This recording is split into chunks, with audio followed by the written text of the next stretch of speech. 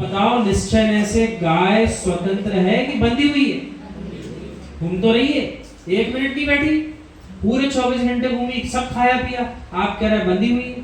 खूंटे से बंधी है, खूंटे से नहीं। उस खूंटे को छोड़ के जाके दिखाए तो माने स्वतंत्र है। वहीं वहीं भटक रही है, वहीं वहीं भटक रही है। गाय को बांध दिया, तो जो पांचवी गाय थी उसे गले में ऐसे ऐसे करके छोड़ दिया, तो वो गाय आप जो उदाहरण बता रहे हो ऊंट के जीवन में सही में होता है। ऊंट का है, ऊंट के साथ होता है, ऊंट का, ऊंट के साथ ऐसा होता है।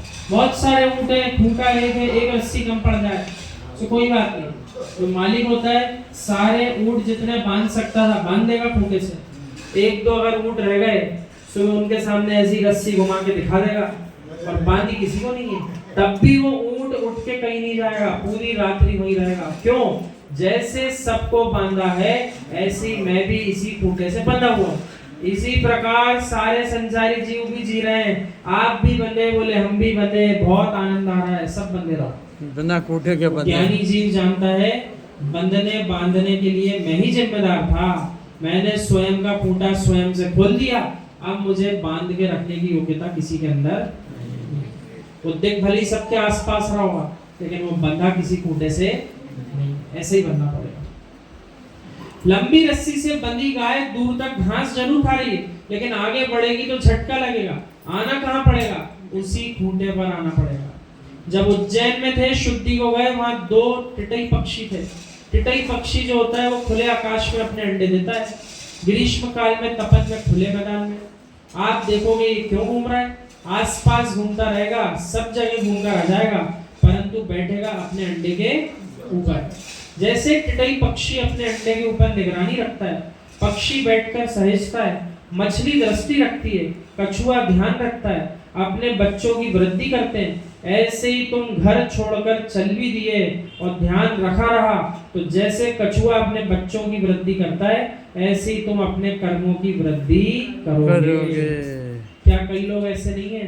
परिवार तो पूरा मान लीजिए भोपाल में रह रहा है, वे अकेले जो है किसी दूसरे नगर में, तो क्या वे स्वतंत्र हो गए क्या? क्यों? 700 किलोमीटर दूर कमाने गए, कहाँ बंधे हुए?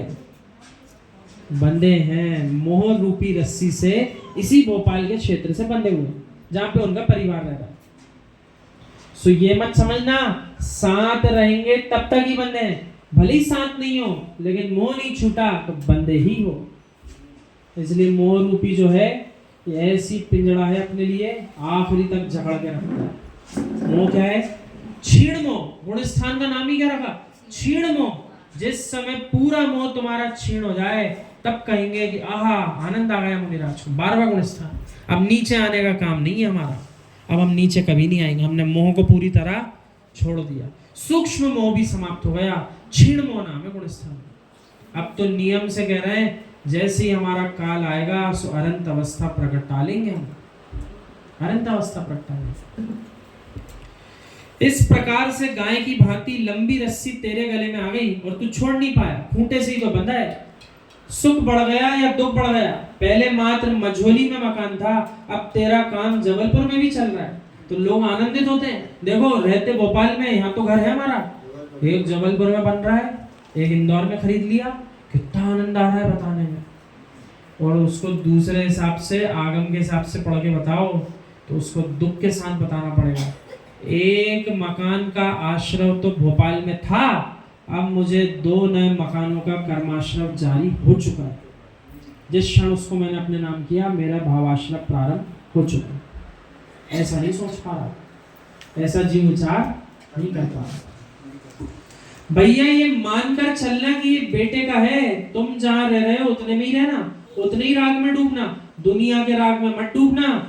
बेटे का धन बेटे ही खाएंगे, तुम्हें खाने को नहीं मिलेगा, पर उसके राग का फल जरूर खाने को मिलेगा। बेचारा जोड़ रहा है, रख रहा है, देकर जा रहा है, मर जा रहा है, लेकिन कर्मों को तो साथ लेके जा रहा है। एक नया सिक्का अपने साथ नहीं ले जा रहा, तो रखा किसके लिए था?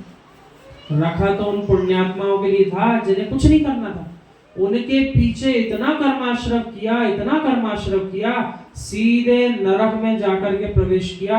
अब वे जिनके लिए इकट्ठा करके रख के गया था, एक नहीं आ रहा पूछने, एक नहीं आ रहा पूछने कि हे पिताजी, हे माँ, आप ये नरक में कैसे पहुंच गए। अब उसको तो समझ में आ रहा है मैंने ऐसा क्या किया जो मैं यहाँ आया, और उसको समझ में नहीं आए तब भी सगे संबंधी देव आकर के समझा रहे, देखो भैया ऐसी गड़बड़ करी थी इसलिए तुम यहाँ आ गए, अब मत करना, अब सम्यक प्रगटा लो।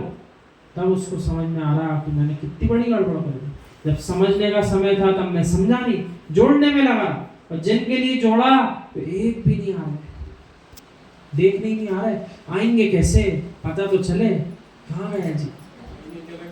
हमने कहा नहीं था आपसे, कोई जीव इस पर्याय से चला जाए और उसको इतना ही बोल दो कि भैया इसी जैन नगर की इन 2 गलियों में कहीं जन्म हुआ है, ढूंढ के बताओ। कौन ढूंढ के बता पाएगा, इन 2 गलियों में ढूंढ के बता दो बोले कि वो जीव ने जन्म कहाँ लिया, किस किस को ढूंढो। कितने जीवों से पूछोगे, एक इंद्री से पूछोगे कि 2 इंद्री से बात करोगे कि 3 इंद्री से करोगे।